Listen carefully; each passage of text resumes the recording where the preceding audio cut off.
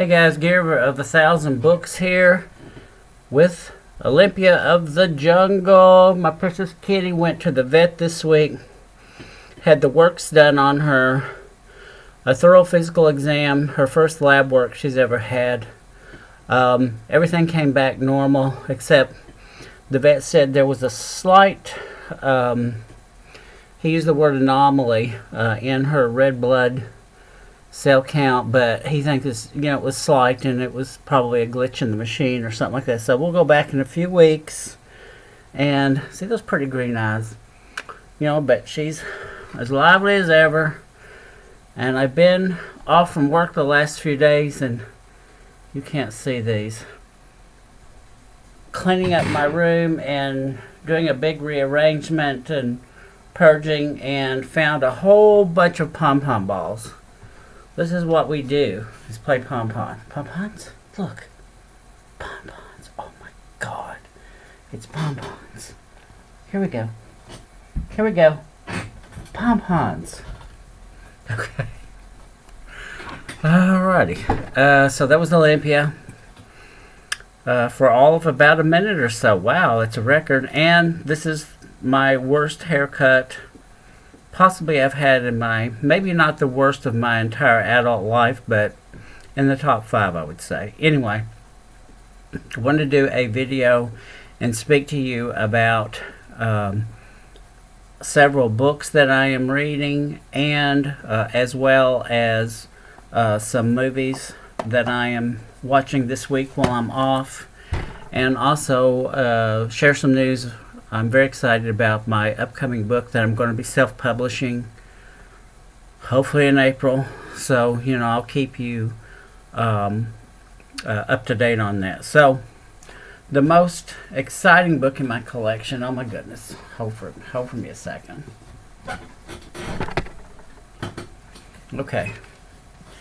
I have an advance reader copy of, this is actually an uncorrected proof of Joyce Carol Oates' upcoming novel, Night, Sleep, Death, the Stars. And as you can see, it's a big book. It's right at about 800 pages, so it would be very fitting for a Mammoth March. So I have started this book, but I'm very early in it. I'm actually finishing another book I'll talk about here in a minute. That's also very big, and once I finish it, I'll be getting into this. This will have my full attention. This looks at a glance that it is a huge book from Oates about a family and a tragedy. We have some motifs there that are literary landscapes that Oates has visited periodically over her long career, including We Were the Mulvaneys, where we are dealing with tragedy and a family, and perhaps the falling apart, perhaps the coming back together. We will find out. So really, and my God, I love when it's one of my favorite writers who I just adore, and they have a big giant book. Ugh. I just love that. I can't even tell you. I just love it. I'm not the one who I approach big books by writers I don't much like, which normally I'm not reading those, so it's not really an issue. But when it's from a writer that I really love, and it's a big, huge, delicious book, I just can't wait to dig in. I do finish one book before I read another one. So, and the title comes from a poem by Walt Whitman, and Oates actually had a short story from one of her short story collections back in the early 80s that was the same title. I don't know if they are related. I've asked her a couple of times on Twitter, but I haven't gotten a response, so I'm not quite sure. And so we will see on that. So, Night, Sleep, Death, the Stars. It comes out June the 8th, I believe. You can pre-order it on Amazon. By all means, be on the lookout for this book. It's going to be great. I belatedly discovered the poetry of the late Lucie Brock-Broido, who passed away, I believe it was early last year, or maybe it was a little more than a year ago. And people like Oates and Henri Cole, the poet Henri Cole, were talking about her quite a bit on Twitter, and I read about her quite a bit on other places online, and I've seen some of her videos, interviews with her and such on YouTube, and she is a remarkable poet. This was her last collection, Stay Illusion. It came out about 4 years before her death, so I don't know if there's going to be another posthumously published work from Brock-Broido. She took long periods in between her poetry collections. She really, I think, even took 2 or 3 years when a collection was done before she even began writing again. So, and she only had, I think there's only 4 or 5 collections out of about a 30-year career. So there may be no more, but what is there is superb and worth checking out. Sadly, we lost her not long ago. I think she was about 63, and I believe it was cancer. Very sadly. Gone way, way too early. I've always been a huge, huge fan of the author Carson McCullers. I believe I spoke about, it's going to be hard to see this cover. This is the unfinished autobiography of Carson McCullers, Eliminations and Night Glare, and it seems like the fans of Carson McCullers nowadays are, there's a lot of us out there. We are very dedicated and quite enthusiastic in our love for McCullers, who was the author of The Heart is a Lonely Hunter, which made her famous when she was about 23 years old, which was in about 1940. She also wrote The Member of the Wedding, which might be her most famous book. It was also made into a play, into a film. A few of her works were filmed and were made into stage plays. Ballad of the Sad Cafe, Reflections in a Golden Eye, which John Huston made into a film with Elizabeth Taylor and Marlon Brando. And this was McCullers suffered strokes at an early age. By the time she was in her mid-20s, she was walking with a cane. She died in 1967, about the age 50. Another one gone way too early. This book she struggled to write in her last months, unable to write, actually dictating it some, I think talking into a tape recorder, and it's some of her thoughts on her life, her writing, the writing of others, and there's some things that are obviously put in as it's a disservice to her to call them fillers. They're more than that, but like her notes about her writing will be included. Like this was what I was thinking when I wrote Heart is a Lonely Hunter, and then you've got her outline for it, which takes several pages. So, but she was quite ill. It's very good. It's unfinished, but if you are Carson McCullers completist, by all means check out Eliminations and Night Glare. There's sadly precious little on McCullers online. There is one YouTube video of her being interviewed, a very short video of her being interviewed on board a ship from, I think it's the mid-50s. You just type in Carson McCullers interview, and it's one of the first things that's come up.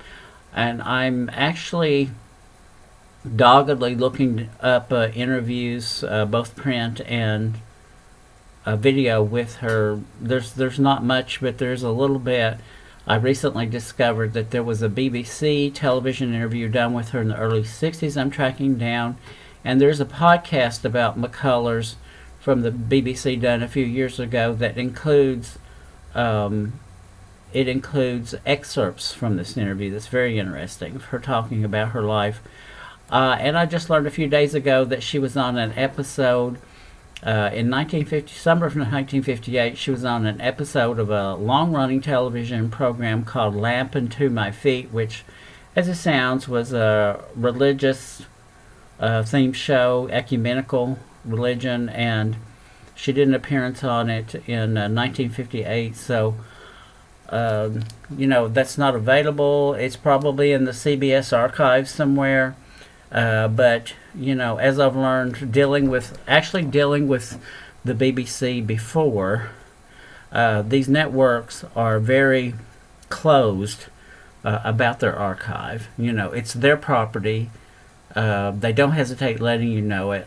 And probably if I was in New York, I could go to some library or some facility and watch the video on the premises. It's probably not going to happen anytime soon, but who knows? I may see it eventually, or that I may be able to get them to release it eventually. Who knows?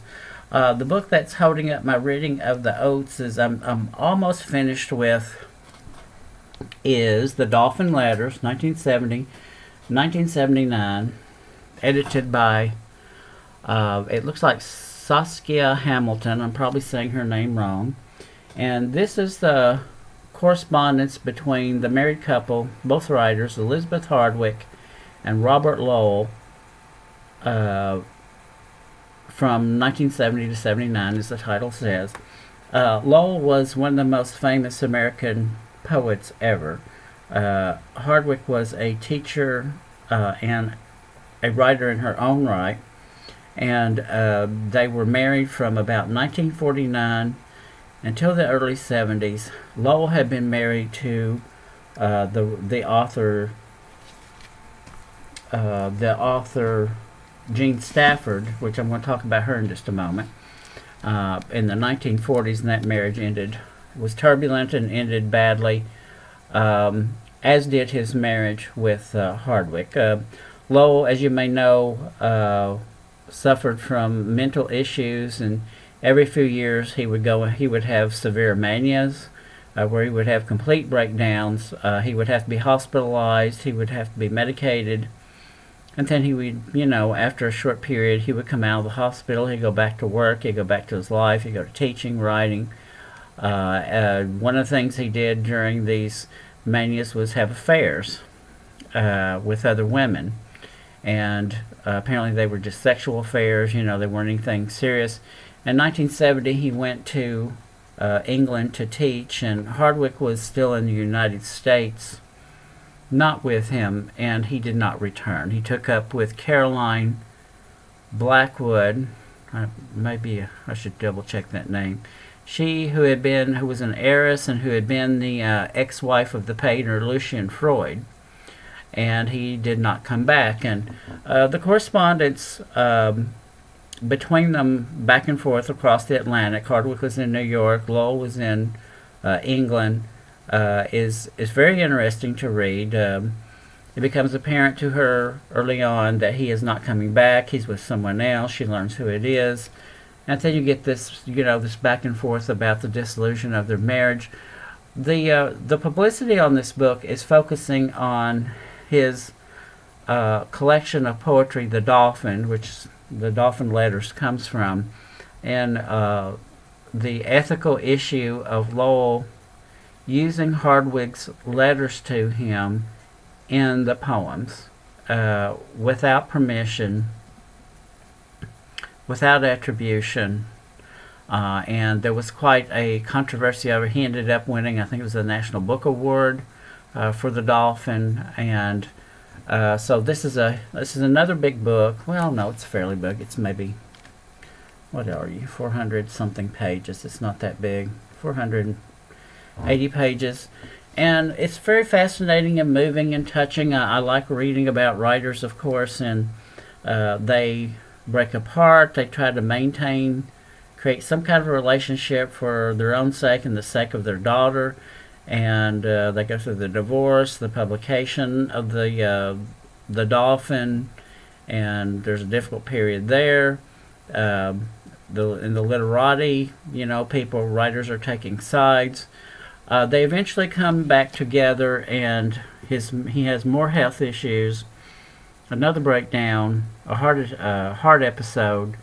His and Blackwood's marriage suffers, and he and Hardwick end up together right towards the end, not as a couple, but as very close friends. It's actually quite moving. It ends on a sort of the letters sort of go through everything for a few hundred pages, and toward the end there's a sort of I don't know what's the word. There's kind of like a quiet, accepting cadence to the letters. It goes quiet into sort of a somber note, but very interesting book. This is not for everybody. If you love to read about writers, and especially if you're interested in Lowell, there's a whole school of literature on Lowell and Jean Stafford, Lowell and Elizabeth Bishop, the poet who is his great friend, who wrote letters. There's collections of their books, of their letters, and so this is the latest addition to the literature about Lowell. Speaking of Jean Stafford, I also have, this is a library book, and this is The Interior Castle, The Art and Life of Jean Stafford. I got this book, I think I may have read this book when it first came out in the early 1990s. I did read a biography of Stafford, and I remember, I don't think this is it. I think I read one that was published a few years earlier. And Stafford wrote The Catherine Wheel, Mountain Lion. She was wrote numerous short stories for the New Yorker magazine. She had her own, health issues.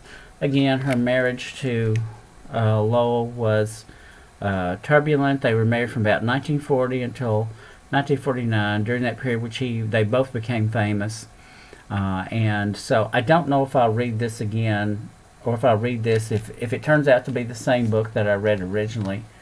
I won't read it again, but I could after all that time, but I'm thinking it's not, because the biography that I did read was, I was still in college. I graduated from the University of Tennessee in 1991, and I had read a biography of Stafford, and I had actually written a review of it for the school newspaper. So I think it couldn't have been this book. So that's my books for right now. I am on, as far as film, I'm on a little bit of a Fassbinder. I'm having sort of like a personal Fassbinder film festival. I have Berlin Alexanderplatz, his television series that he did in the late 70s, on its way to me. And so I checked out from the library The Bitter Tears of Petra von Kant, directed by Fassbinder. I think this was in the early 70s. And this is a DVD. It's not a Blu-ray. And I have a 5-disc set of early Fassbinder. And this is, oh my goodness, the lighting in here. This includes Love is Colder Than Death, Katzelmacher, Gods of the Plague, The American Soldier, Beware a Holy Whore. And so early Fassbinder, I'll be watching those during my vacation. I'm also watching a lot of films with with Jeanne Moreau, one of them being Joseph Losey's film Ava, which I'm seeing for the second time. I watched this some years ago on VHS, but this is the first time I've seen it on DVD, and I'm looking forward to that. Jeanne Moreau, Stanley Baker, Werner Lucie, Joseph Losey's erotic tale of dark desire. Someday I'd like to do a video about Joseph Losey. I think he was a fascinating, flawed movie director, not any less interesting because of his flaws. I also have a DVD of Louis Malle's Elevator to the Gallows, which I believe was Moreau's first major film, at least, a role that made her famous. Published in the, released in the late 1950s. French film, of course. and this is actually a Blu-ray special edition, and it has lots of archival material in it. And of course, this has the Miles Davis, the jazz soundtrack to it. That's worth seeking out and listening, on its own. So, Oates, Lowen, Hardwick, Lucie Brock-Broido, Jean Stafford, and Fassbinder and Jeanne Moreau. All very fascinating, very interesting. Video is 20 minutes long already. I'll just quickly wind up telling you that my short story collection entitled The Infernal and Other Tales of Suspense is on schedule. I'm working on it a lot this week. Then I'm off. The stories are basically written. I'm doing a little editing and rewriting and fine-tuning. I'm watching some YouTube videos about self-publishing on Amazon. I attempted something on Amazon some years ago and did not have very much luck with it. The technical part of it just really slayed me, and it told me that my book was too long, and I just couldn't work it out. But I take it now, it looks like it's a little bit easier to do, and so I'm looking forward to that. It is a collection of, I don't know if the subtitle suspense is the right word for these stories. Some of them are, it's a collection of 8, maybe 9 stories. I haven't decided, but definitely 8. These 8 stories are written, and they range from suspense to, there's a little bit of mystery in some of them. A couple of them are pretty much straight up horror, and I am hoping through the rest of February, throughout March and early April, to have it ready to go. And hopefully, in a future video this spring, I'll be talking about my first book. I still have my fables, my novels with the editor in New York City, and keeping my fingers crossed on that. Nothing's happened on that. I have mostly finished a childhood memoir. It's about 95%. It's pretty much finished. It's about 95% finished, but I don't want that to be my first book. I mean, some writers do publish memoir as their first book. That's not really how I want to go. I would rather, have some writing out there and then, a memoir. So I'll keep you posted on that. I thank everyone for watching. It's really cold here in Tennessee right now, but it was sunny and pretty today, so I'm grateful for that. I hope everyone's doing well. If you're still with me at 23 minutes, I thank you very much. Looking forward to spring. Really looking forward to spring, and I'll speak to you again soon. Thanks so much.